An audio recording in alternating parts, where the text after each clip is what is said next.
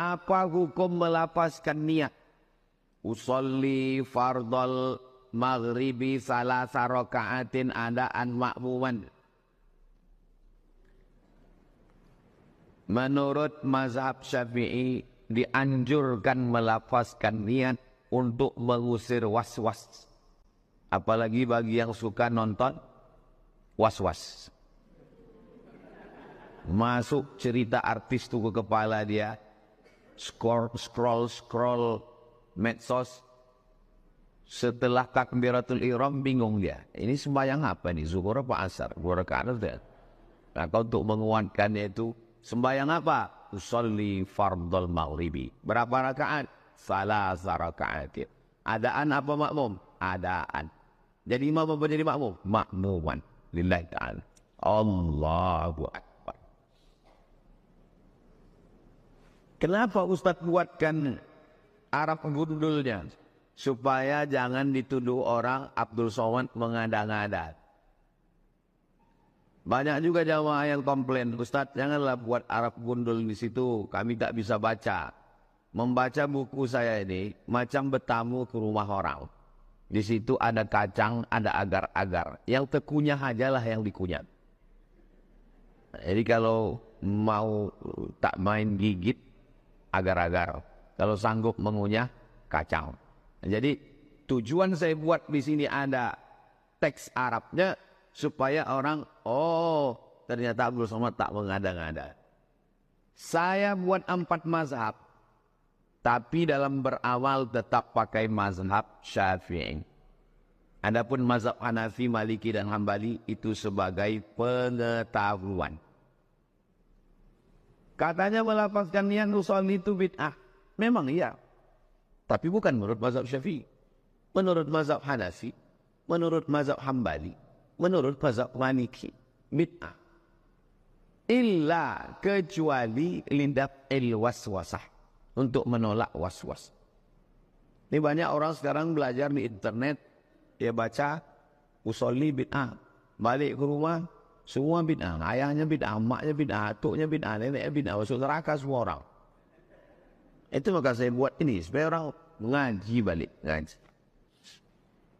Halaman 21. Kapan waktu berniat? Menurut mazhab Syafi'i berniat itu di dalam takbiratul ihram. Allahu Akbar. Disitulah letaknya. Salat maghrib 3 rakaat. Adaan makmuman itu ada di dalam takbir. Allahu Akbar. Itu maka orang mazhab Syafi'i itu takbirnya panjang untuk memasangkan niat di dalam takbir. Mohon maaf, bukan saya mendikte. Ibu-ibu berniatnya di dalam takbir atau sebelum takbir? Sebelum takbir. Bukan mazhab Syafi'i. Mazhab Hanafi, mazhab Hambali, mazhab Maliki. Niatnya sebelum takbir. Mazhab Syafi'i niatnya di dalam takbir. Yang tak sah sesudah takbir baru berniat. Habis menonton, tengok TV, tengok internet, sembahyang. Allahu Akbar. Ikut sembahyang apa ni? Maghrib apa isyak? Maghrib aja lah. Batal, tak sah. Saya berniat di dalam takbir. Teks Arabnya ada di situ, terjemahnya ada. Ini saya menyampaikan secara langsung, tapi saya tunjukkan isinya di dalam. Ustaz, bolehkah mengucapkan niat ketika mau sholat atau wudhu seperti nawaitu? Ini sudah pernah saya jelaskan teman-teman sekalian. Kalau kita kembali kepada hadis Nabi SAW, maka belum pernah ada pengucapan lafaz. Tidak pernah ada satupun hadis Nabi SAW yang berbunyi nawaitu shoma ghadin, usolli fardhu salatid duhur, nawaitul wudu. Ini tidak pernah ada lafaz hadisnya.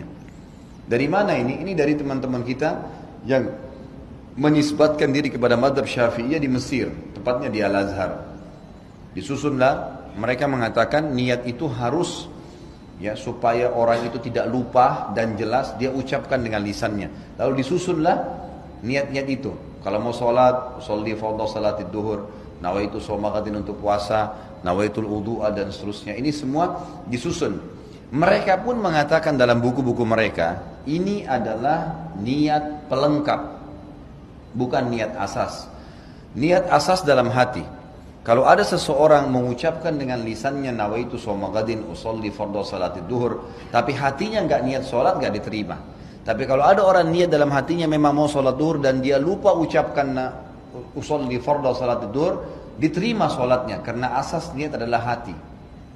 Ini pendapat yang menisbatkan diri kepada Syafi'iyah, adanya niat dengan lisan tapi itu pelengkap, bukan itu asas. Bukan itu asas gitu kan. Kalau jumhur ulama, Imam Ahmad, Imam Malik, Imam Abu Hanifah mengatakan tidak ada niat kecuali dalam hati. Seperti contoh, Bapak Ibu tadi mau sholat Isya, begitu iqamah kita berdiri di shaf. Bukankah dalam hati kita sudah niat mau sholat Isya? Kan tidak mungkin sholat maghrib, nggak mungkin sholat subuh, nggak mungkin. Sama pada saat kita berdiri di saf belakang jadi makmum, ada imam, kita di belakang, bukankah sesuatu niat jadi makmum? Bukankah tadi imam kita pada saat maju di tempat imamnya dia sudah niat mau jadi imam dalam hatinya?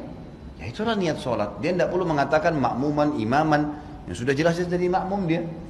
Sudah jelas-jelas dia begini, dia mau sholat duha, dia berdiri mau sholat duha, tidak mungkin dia niat sholat duhur. Itulah niatnya. Dan ini yang dikatakan oleh para jumhur ulama, bahwasanya niat tidak perlu dengan lafaz karena belum pernah ada dinukil dari Nabi SAW seperti itu. Satu-satunya yang disebutkan dan didengarkan oleh para sahabat itu adalah waktu Nabi SAW menyebutkan niat haji dan umrohnya.